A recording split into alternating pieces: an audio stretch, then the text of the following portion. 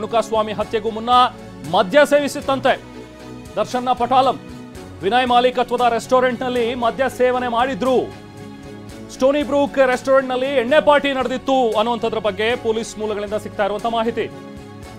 ನಂತರ ಎಲ್ಲ ಪಾರ್ಟಿ ಗೀಟಿ ಎಲ್ಲ ಮುಗಿಸ್ಕೊಂಡು ಶೆಡ್ಡಿಗೆ ಬಂದಿದ್ರಂತೆ. ಆಗ ಅಲ್ಲಿ ರೇಣುಕಾಸ್ವಾಮಿ ಮೇಲೆ ಮನಸ್ಸೋ ಇಚ್ಛೆ ಥಳಿಸಿದ್ದಾರೆ. ಪ್ರಮುಖ ಆರೋಪಿ ಪವನ್ ಸೇರಿ ಗ್ಯಾಂಗ್ನಿಂದ ಹಲ್ಲೆ ನಡೆದಿದೆ ಅನ್ನುವಂಥದ್ರ ಬಗ್ಗೆ ಈಗ ಪೊಲೀಸ್ ಮೂಲಗಳು ಮಾಹಿತಿ ಸ್ಪಷ್ಟಪಡಿಸ್ತಾ ಇವೆ. ರೇಣುಕಾಸ್ವಾಮಿ ಕಿಡ್ನಾಪ್ ಮಾಡಿದಂತಹ ಆರೋಪಿ ಪವನ್, ಪವಿತ್ರ ಗೌಡ ಆಪ್ತ ಅಂತೆ. ಈ ಪವನ್ ಯಾವಾಗಲೂ ಜೊತೆಯಲ್ಲಿ ಇರ್ತಿದ್ದಂಥವನು. ಹೋಟೆಲ್ ಉದ್ಯಮಿ ಪ್ರದೋಷ್ ಮತ್ತು ಲಕ್ಷ್ಮಣ್ ಇವರೆಲ್ಲರೂ ಕೂಡ ಈಗ ಆರೋಪಿಗಳು. ದೀಪಕ್, ಕಾರ್ತಿಕ್ ಸೇರ್ಕೊಂಡು ರೇಣುಕಾಸ್ವಾಮಿ ಮೇಲೆ ಹಲ್ಲೆ ನಡೆಸಿದ್ದಾರೆ ಅನ್ನುವಂಥದ್ರ ಬಗ್ಗೆ ಈಗ ಪೊಲೀಸ್ ಮೂಲಗಳು ಮಾಹಿತಿಯನ್ನು ಸ್ಪಷ್ಟಪಡಿಸ್ತಾ ಇವೆ. ನೋಡಿ ಯಾರೆಲ್ಲ ಇದ್ದಾರೆ ಅನ್ನುವಂಥದ್ದನ್ನ ತೋರಿಸ್ತಾ ಇದ್ದೀವಿ. ಒಟ್ಟು 11 ಜನ ದರ್ಶನ್ ಸೇರಿ.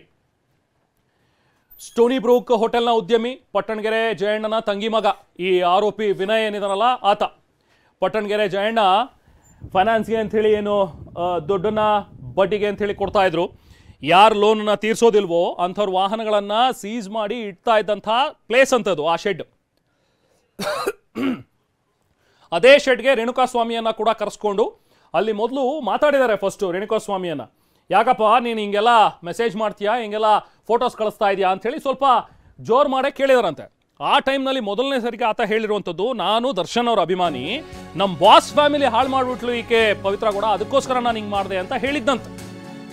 ಅದನ್ನು ಕೂಡ ಪೊಲೀಸ್ ಮಾಹಿತಿ ನೀಡಿದೆ. ವಿನಯ್ ಮಾಲೀಕತ್ವದ Stony Brooke restaurant,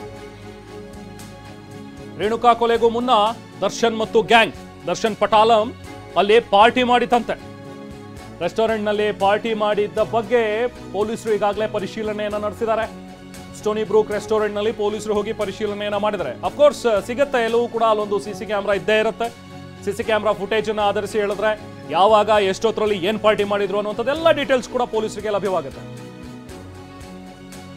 Stony Brooke ಹೋಟೆಲ್ನಲ್ಲಿ ಅವತ್ತು ಹಾಗಾದ್ರೆ ಏನೆಲ್ಲ ನಡೀತು, ಈ ಬಗ್ಗೆ ಒಂದು ವಿಸ್ತೃತ ವರದಿಯನ್ನ ನಮ್ಮ ಪ್ರತಿನಿಧಿ ಮಾಲ್ತೇಶ್ ಜಗೇನಲ್ಲಿಂದ ಒಂದು ವರದಿ ನೀಡಿದ್ದಾರೆ, ಬನ್ನಿ ನೋಡೋಣ.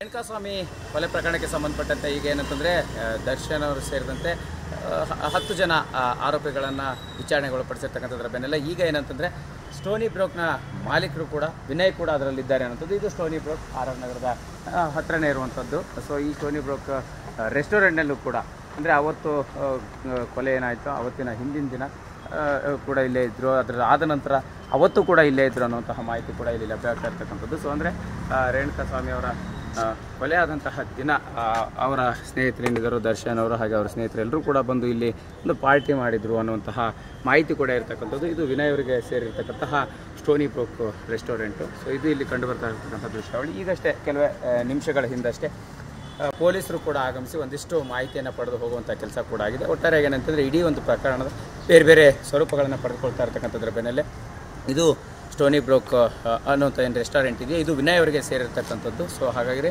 ಅವರ ಮಾಲೀಕರಾಗಿರ್ತಕ್ಕಂಥದ್ರ ಬೆನ್ನಲ್ಲೇ ಅವರ ಜೊತೆಗಿರುವಂಥವ್ರು ಎಲ್ಲರೂ ಕೂಡ ಇಲ್ಲೇ ಬಂದು ಪಾರ್ಟಿ ಮಾಡಿದ್ರು ಅನ್ನೋಂಥ ಮಾಹಿತಿ ಕೂಡ ಇರ್ತಕ್ಕಂಥದ್ದು. ಕ್ಯಾಮ್ರಾ ಪರ್ಸನ್ ಶೇಖರ್ ಜೊತೆ ಮಾಲ್ತೇಶ್ ಜಗ್ಗಿನ್, TV9 ಬೆಂಗಳೂರು.